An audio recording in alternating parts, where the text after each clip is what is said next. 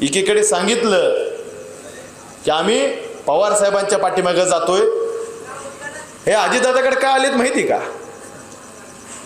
ह्यांना घेतलंच नाही कुठं, ह्यांना कुठं घेतलं नाही, म्हणून मग ते गेले की झालं जाऊ द्या, आम्हाला परत घ्या.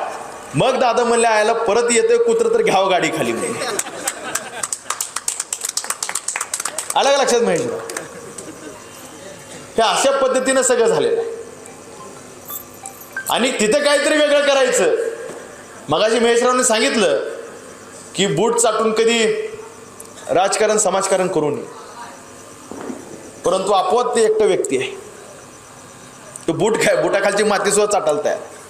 अजितदादा बोलले म्हणून काय झालं?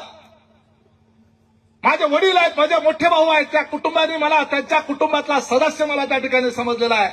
पवार कुटुंबाने मला, उमेश पाटलाला कधी वेगळं समजलेलं नाही. ते बोलले म्हणून त्याचं मला वाईट वाटण्याचं काहीच कारण नाही, परंतु त्या बोलण्याच्या निमित्तानं बैलगाडी खाली नेमकं कुत्रा आहे का वाघ आहे या अजितदादाला सांगायची संधी मिळाली. आणि निवडणुकीचा निकाल लागल्यावर अजितदादाच्या लक्षात आलं, अरे अरे अरे अरे बैलगाडी खाली तर वाघ होता. आणि जी बैल ओढत होती ती बैल जी आहेत आपल्याकडे, ते शेपलेली बैल असतील बघा,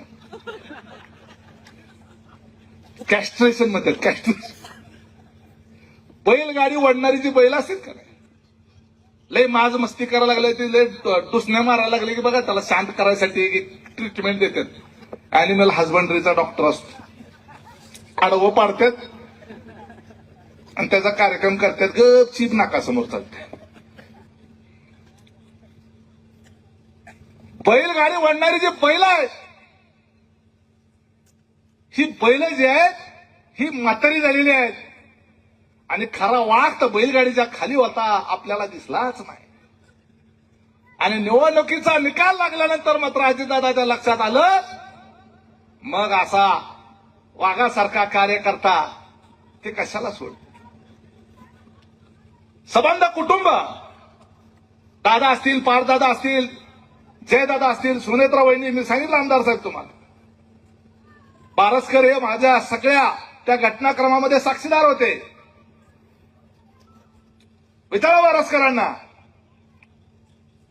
ज्या वेळेला मी निर्णय घेतला पक्ष सोडायचा, त्यावेळेला तटकरे साहेब, अजितदादा, अरे निर्णय नको, असं काही करू नको, तुला महामंडळ देतो, तुला विधान परिषद देतो. हा निर्णय बदलणारा उमेश पाटील नाही, काहीतरी मिळणार आहे म्हणून त्या स्वार्थापोटी निर्णय घेणारा नाही. मी या मोहोळ तालुक्यातल्या जनतेला शब्द दिला होता आणि तसा शब्द अजितदादाला दिला होता की हा यशवंत मानेला पाडणार म्हणजे पाडणार.